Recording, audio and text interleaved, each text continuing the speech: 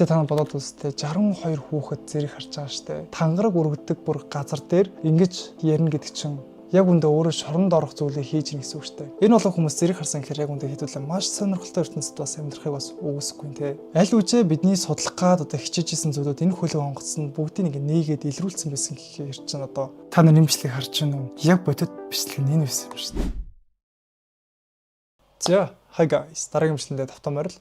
За энэ удаагийн дугаараар би та бүхэнд юу бэлдсэн бэ гэхээр харь гаригийнхан үнэхээр оршдгоо гэдэг талаар ээжлэл нэгэн сонирхолтой контент хийхээр шийдлээ. Ихэнх хүмүүс энэ сэдвийг сонсохоор наач зүгээр кинон дээр байдаг зүйлстэй гэж бол ярих бах. Гэтэ өнөөдөр хэдүүлээ кино ярихгүй яг бодит баримт ярих болно. За тэгээд Америкийн нэгдсэн улсын цэргийн офицерууд, пилотууд, тагнуулын ахлах ажилтнууд хүртэл одоо бид нар дангаараа оршдгоо гэж хүртэл хэлж ирсэн юм байна. Магадгүй та харь гаригийнхны талаар итгэхгүй байж болох ч эдгээр одоо баримтуудын дараа та өөрийн жинхэнэ шийдвэрээ гаргана бизээ. За тэгээд хамтаа бичлэгэндээ орохоос өмнө та лайка дараагүй лайка дараа, саба дараагүй саба дарж дэмжээ бити мартаарай.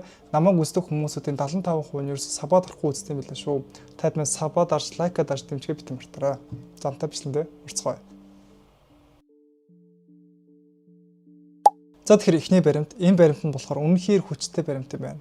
2004 оны 11 сард Америкийн нэгдсэн улсын хамгийн том одоо цөмийн хөлөг онгоц болох одоо USS Nimitz одоо Мексикийн иргэний одоо ойролцоо сургуульд хийжсэн юм байна. Гэтэл яасан бэ гэхээр USS хөлгийн одоо радар операторууд нь болохоор ямар нэгэн юм илрүүлсэн юм байна. Тэр зүйл нь болохоор нисдэг биетүүд 5-аас одоо 10 цаг нэгэн зэрэг бол гарч ирсэн юм байна. Оператор нь болохоор 20 жилийн одоо туршлагатай бол мэрэгчлэн байсан. Тэр болохоор радар эвдэрсэн байх гэж бодоод одоо унтраага дахин одоо тохируулсан юм байна.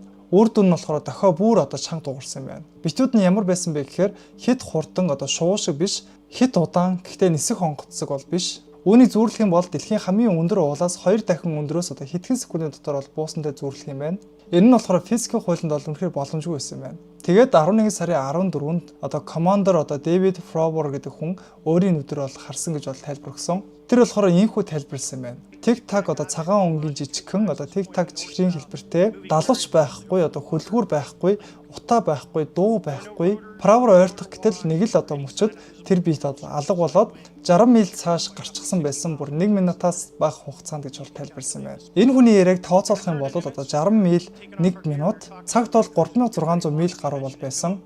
Ингэж бодохоор одоо энэ дууны хурдаас 5 дахин илүү хурдтай байсан юм байна. Тэгээ зогсохгүй тэр өдрийн бичлэг нь бол устчихсан юм байна. Яагаад устгагдсан бэ гэхээр хоёр танихгүй ер нь нэстэг тэргээр ирээд тухайн зүйлийг битсэн одоо бичлэг болон одоо тэмдэглэлийн дэвтрүүдийг бол хурааж авсан байна. Тэр хоёр хүн одоо хэн байсныг хизээж бол тогтоогдоогүй орхигдсан байна. Хэдий ийм зүйл тохиолдсон зүйл хүмүүсүүдийн итгэх итгэлийг нэг зүйл одоо баттгсан юм юу байсан бэ гэхээр хэдэн 10 цэрэг нэг мөчөд болохоор тэр зүйлийг харсан учраас тохиолдол ийхүү тохиолдсон юм байна. Яа, ихтэй та нар бодоод үзтээ хөлгийн бүх хүмүүс тухайн мөчийг нэг дор харсан гэж боддоо. Энэ болон хүмүүс зэрэг харсан гэхээр яг үндэ хэдүүлээ маш сонирхолтой ертөнцид бас амьдрахыг бас үгүйсэхгүй те. Бас миний нэг сонирхлыг төрүүлж байгаа юм. Тухайн одоо харь гаригийнхны талаар тэмдэглэл болон бичлэгийг хурааж авсан тэр хоёр хүн яг үндэ хэн байсан бол. За тэгэхээр харь гаригийнхан оршдог талаарх хоёр дахь баримт. За Area 51-ны талаар ярих юм бол хүн болгоны инээд төрөх байх. Гэхдээ би танд нэг хүний чухал түүхийг ярьж өгье. За Bob Lazar гэдэг нэртэй хүн 1989 онд бол оршиж ирсэн. Тэр хүн болохоор маш гайхалтай хүн бол байсан гэдгээр алдартай байна. Тэр хүн хэлэхдээ болохоор намайг Area 51-нд харийн хөлийг задлан судлах ажилд авсан гэж бол хэлсэн юм байна. Тэр үед болохоор хинч итгээгүй хүмүүс бол инээжсэн. Гэхдээ Боб нэг зүйл бол хэлж байсан. Тэр нь болохоор энэ хөлөг 115 дугаартай элементийг түлш болгон бол ашигладаг гэж бол хэлж ирсэн байна. Ингээр хэлэх юм бол тэр үед болохоор 115 дугаар элемент дэлхийн шинжлэх ухаанд огт бол байхгүй байсан. Үүнийг болохоор бүр хинч мэддэггүй байсан. Гэтэл Боб болохоор байдаг би өөрөө харсан гэж бол хэлсэн юм байна. Тэгэж яасан бэ гэхээр 14 жилийн дараа 2003 онд Эрдэмтэд лабораторид 115 дугаар элементийг бол нийлсэн юм байна. Түүгэрч болоогүй дараагийн хийсэн зүйл нь юу байсан бэ гэхээр тэр Area 51-нд гарны одоо яс дэмждэг тусгай сканер байсан гэж бол хэлсэн юм байна. Засгийн газар болохоор шууд үгүйсгсэн. Гэтэ хэдэн жил өнгөрөөд одоо өөртөө бол баталсан яг одоо Боб хэлсэн шиг сканер байсныг бол хүлээн зөвшөөрсөн байна. Боб болохоор 30 гаруй жилийн турш нэг л түүхээ бол ярьсаар ирсэн. Тэгээд бүр түүнийг одоо худал хэлэгч тест дээр ингээд шалгасан ч одоо түүний үнэн ярьж байгааг бол баталсан юм байна. Тийм болохоор засгийн газар одоо 51 дэх бүсийг одоо нуухын тулд одоо ганц зүйлийг зохиогоод хэлэхэд хангалттай байх болсон. Тэр нь юу байсан бэ гэхээр Боб одоо тэнд ажилладаг харамсалтай нь болохоор тэр галзуурчсан гэж бол хэлэхэд хангалттай байсан. Гэхдээ тэд нар болохоор ерөөс тэгж хэлээгүй. Өнөөдөр хүртэл засгийн газар бид түүнийг танихгүй гэж хэлсэн хэвээр байгаа юм байна. Яа гэхдээ энэ Боб гэдэг хүний хэлсэн үгүүд нь ботлогдоод яваад идэг насан тий. Аль үжээ бидний судлах гад одоо хичээжсэн зүйлүүд энэ хөлөг онгоц нь бүгдийг ингээ нээгээд илрүүлсэн байсан гэхээр ярьж байна одоо. Нэг бол энэ хөлөг онгоц ирээдүгээс ирсэн сквал харин бит гэдэг нь л батлагдчихж байгаа юм байна да. За тэгэхээр хар гэрийнхэн байдаг талаарх 3 дахь баримт. За өмнөх тохиолдолд ердөө ганцхан тохиолдол байгаагүй. Дахиад нэг төстэй тохиолдол гарч ирсэн байна. Энэ тохиолдол нь болохоор эхний баримтаас 10 жилийн дараа тохиолдсон байна. 2015 онд USS Theodore Roosevelt гэдэг нэртэй хөлөг Виржиний эргийн ойролцоо сургуульд хийж байсан. Тэр болохоор радар дээр дахин нэг үйл таних биет бол гарч ирж эхэлсэн байна. Багийнхан тоног төхөөрөмжөөр шалгасан чинь бүгд бол хэвэн байсан. Гэтэ үйл мэддэг биетүүд байсаар хэвээрсэн байна. Тэгтэл нэг өдөр болохоор 2 F-18 онгоц сургуультаа хийгээд явж байгаа үед нэгэн үйл мэддэг зүйл нэвтрэн өнгөрсөн байна. Хоёр онгоцны хооронд ердөө 50 фунтын зай буюу 15 метрийн зайтай байсан байна. Тэр бит нь болохоор ямар харагдчихсан бэ гэхээр флотуудын хэлснээр хар куб тунгалаг бөмбөрцөгт хучигдсан, дунд нь бас кубтэй, гаднаа шилэн бөмбөрцөг байсан гэж бол хэлсэн байна. Plot train Crest Kincrosted ингэж хэлжсэн байна. Түүний чухал хэлсэн зүйл нь юу байсан гэхээр энэ ховор тохиолдол байсангүй. Флотуудын нислэгийн өмнөх хурал дээр UAP-гийн аюулыг ердийн зүйл мэт ярьдаг болсон байсан гэж бол хэлсэн байна. Мөн дээрэс нэг ийм бас бичлэг байт юм байна. Энэ бичлэг дээр болохоор биетүүд яг салхи шиг эсэгрээд явж байгаа мөч бол байгаа юм байна.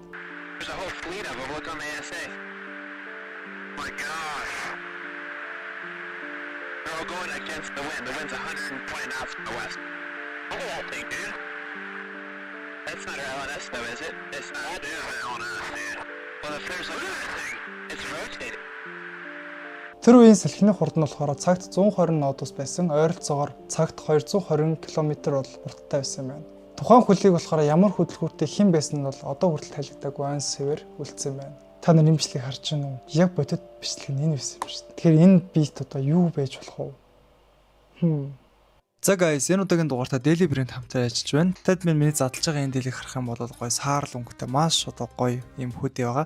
Тэгээ Daily Brand-ийн хөдийн бусдаар юугаараа ялгаатай вэ гэхээр аюу гоё зузаан тэгээд биэнд яг ингээд жиг даралт өгөхөр айгуу таалагдсан. Тэгээ зарим хөдөөнүүд чинь ингээд айгуу нэмгэн байгаад байдаг шүү дээ. Харин Daily-гийн энэ хөдөг өмсөд гоё гадуур гараа явахад бол үнэхээр гоё дулаахан юм билэ. Одоо угаасаа хөдөөний үйлрэл эхэлж байгаа учраас та хэд минь ямар хөдөө авахаас хараахан сонгоогүй бол та хэд минь Daily.com гэдэг сайт руу ороод Daily Brand-ийн хөдөөнүүдээс сонголтоо хийгээд авахдаа купон кодн дээр нь TEMKA гэж томор бичвэл яг 15% хямдралтай үнээр бүх төрлөөс нь авах боломжтой байгаа шүү. Та хэд минь ганцаараа эсвэл хосоороо эсвэл найзуудаараа гоё захиалах хүсэх юм бол Daily Brand-ийн хөдөө бол танд үнэхээр тохирно гэж бол итгэж байна. Купон код маань хязгаартай учраас та хэд минь амжиж захиалаарай. За хамтаа бичлэгээ хөрвүүлцгээе.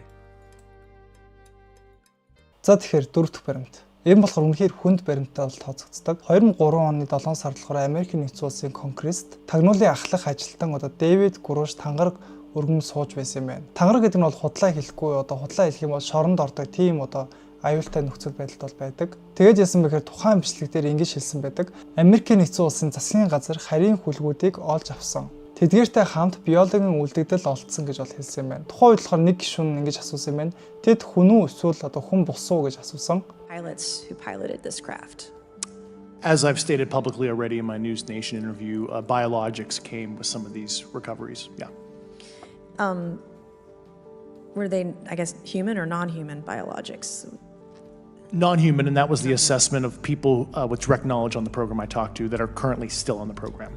Гурвын хариулт болохоор хүн бос гэж хариулсан юм байна. Энэ хангалттай байгаагүйсэн байна. Тэр зогсолтгүй бас ярьсаар байсан юм байна. Тэр нэмж хэлсэн зүйл нь болохоор зарим хар гаригийнхан дайсансан зан гаргасан гэж бол хэлсэн. Засгийн газрын дотор нь нууцыг задруулсан тохиолдолд хүмүүсийг бол 20 хялаар шидчихсэн байна. Тэгээж болоогүй зарим хүн биечлэн бүр гимтсэн гэж бол тайлбарсан юм байна.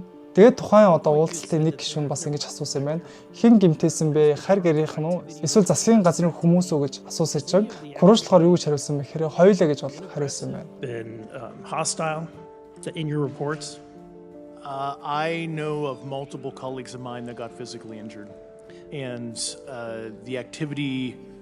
And I got by UAPs or by people within the federal government. Both. Засгийн газар болохоор мэдээж энэ бүх зүйлүүдийг үгүйсгэсэн хэвээрсэн юм байна. Гэхдээ та бодоод үзтээ тангараг өргөддөг бүр газар дээр ингэж ярина гэдэг чинь яг үндэ өөрөө шоронд орох зүйлээ хийж гин гэсэн үг шүү дээ. Гэхдээ ингэж зөрөгтэй ярьж гин гэхээр Нэг бол энэ хүн үнэхээр галзуу байх. Эсвэл тэр үнэхээр мэдэж байсан зүйлээ ярьсан байх. Та энэ хүний тал зогсож гинөө эсвэл эсрэг байр суурьтай байгаа юу? Коммент дээр бичүүлтэйгээрэй. За тэгэхээр 5 дахь баримт энэ бүр маш сонирхолтой. Бид цэрэг цагдаа биш эсвэл засгийн газар ерөөсөө ярихгүй. Энэ бол хүүхдүүдийн талаар ярих болно. 1994 онд Зимбабве улсад Ариэл гэдэг нэртэй сургууль байд юм байна. Энэхүү сургуулийн завсарлагын цаг одоо эхлэх үед 62 хүүхэд гадаа бол тоглож байсан байна. Гэтэл тэнгэрээс одоо ямар нэгэн зүйл бууж ирсэн. Тэр зүйл нь болохоор диск хэлбэртэй сургуулийн талбай ойролцоо бол газардсан юм байна. Хүүхдүүд юу хийсэн бэ гэхээр одоо айж одоо гүйлгүүгээр зарим нь болохоор сониуч болоод одоо ойрцсон юм байна. Тэгтэл яасан бэ гэхээр хаалган нээгдэж одоо ямар ч хувцсгүй биетэй бол гарч ирээд айж ухнаар ойрцсон юм байна. Хүүхдүүдийн хэлсэн зүйл нь болохоор тэд нар бол ярьдаггүй. Гэхдээ тархинд шууд одоо зурвас ирсэн мэт санагддаг гэж бол хэлсэн юм байна. Тэдний зурвас нь юу байсан бэ гэхээр байгалаа хамгаал гэсэн агуулгатай байсан гэдэг юм байна. Зарим хүмүүс үүнд талаар итгэхэд бол хэцүү байдаг. Гэхдээ нэг сонирхолтой зүйл байгаа юм байна. Тухайн үйл явдлын зургийг зурулсан чинь бүгдээрээ одоо ижил төстэй зургийг яг адилхан зурж одоо үзүүлсэн юм байна. Одоо тэдгээр хүүхдүүд болохоор насанд хүрчихсэн 30 жил аль эзээ өнгөрчихсөн. Гэхдээ тэд өнөөдрийг хүртэл одоо нэг түүхээ ярьсан хэвээр байгаа юм байна. Тэнд болохоор 62 хүүхэд байсан. Гэхдээ 62 хүүхдийн нэг ч хүртэл одоо худлаа хэлж байсан гэж бол хизээж хэлээгүй юм байна. Гэхдээ та нар бодоод үзтээ 62 хүүхэд зэрэг харж байгаа штэ. Энэ өрдөө зөв хүүхдүүдийн зүуд байсан уу эсвэл жинхэнэ болсон явдал уу? Бүр маш сонирхолтой.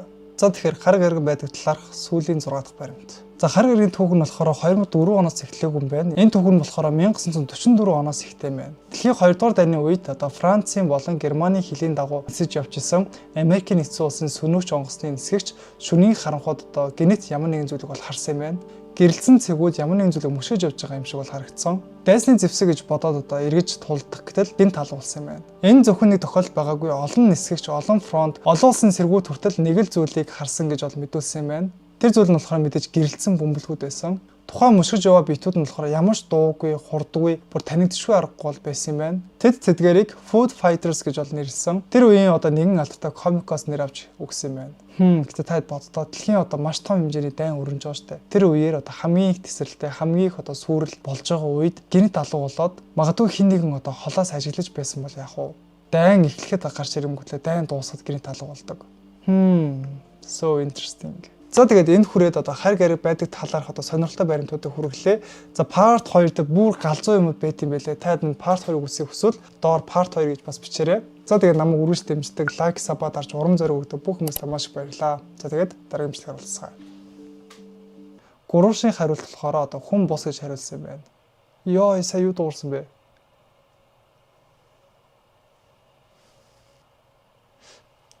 Ямар юу вэ?